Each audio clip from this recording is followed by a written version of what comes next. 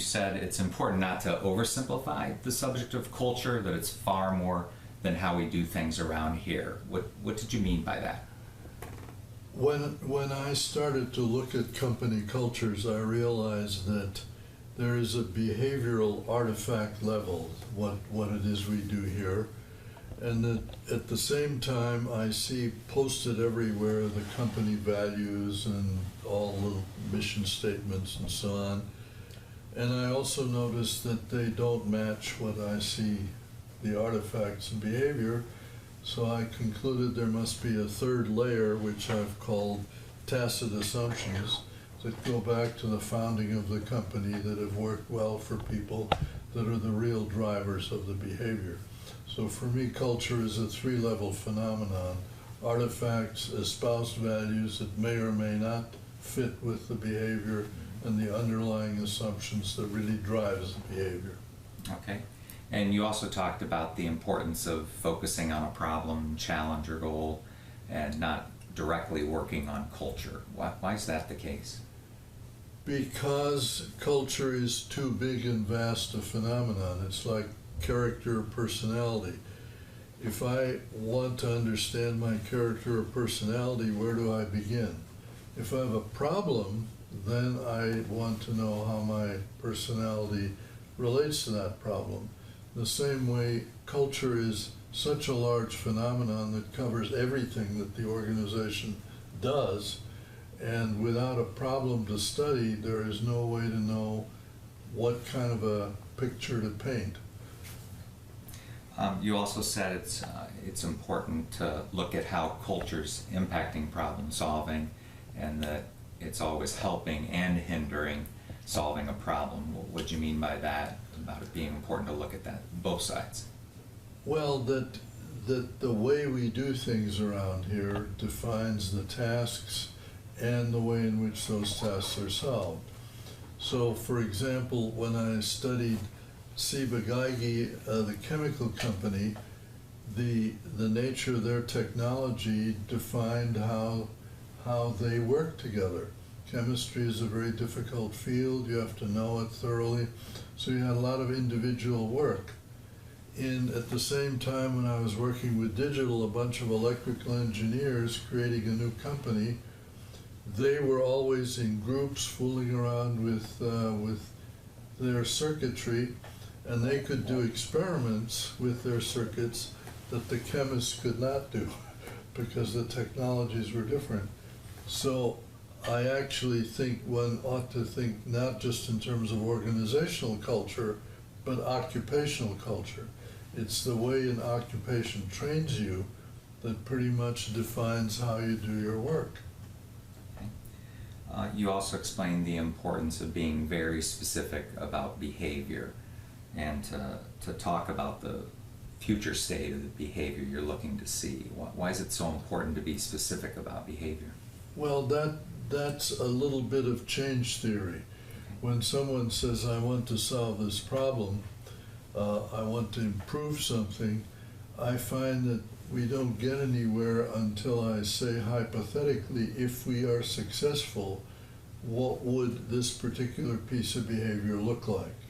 So, for example, I want my sales teams to be more collaborative.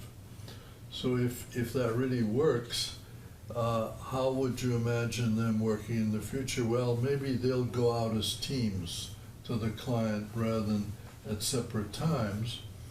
And once we've defined that future behavior, I can now raise the more difficult cultural question. So if they're now going out as teams, how will you reward them?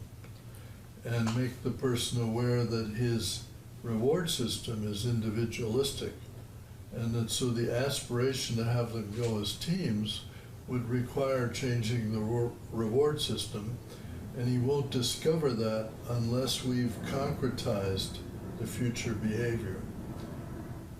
So it's necessary, in order for the person to confront the culture, to imagine the future behavior and say, how would that work culturally?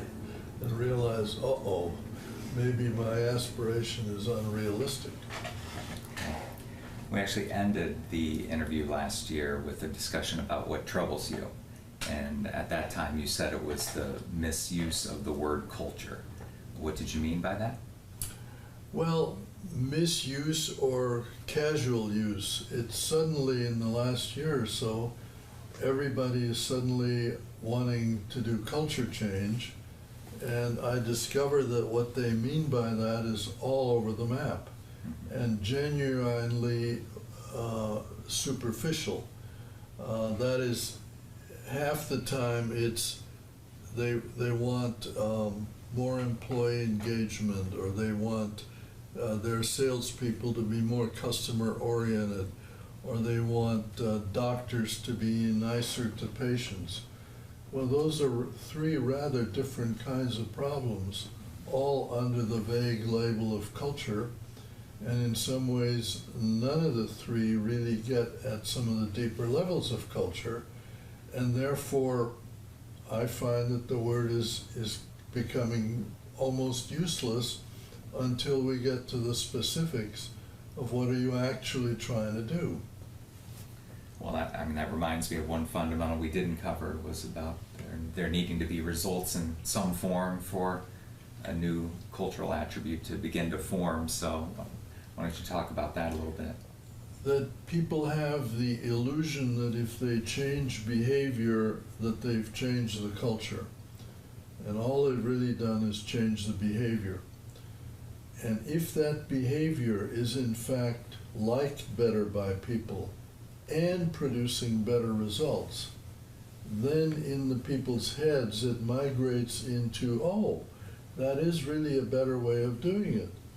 And if a lot of people now are having that feeling, yeah, it's fun to be nicer to patients, and that continues to work, then someone walking into that hospital would experience it as a culture, because it's there, everybody's doing it, and it has stability. But that stability comes from the feedback from the environment, not from the boss saying you're doing it right now.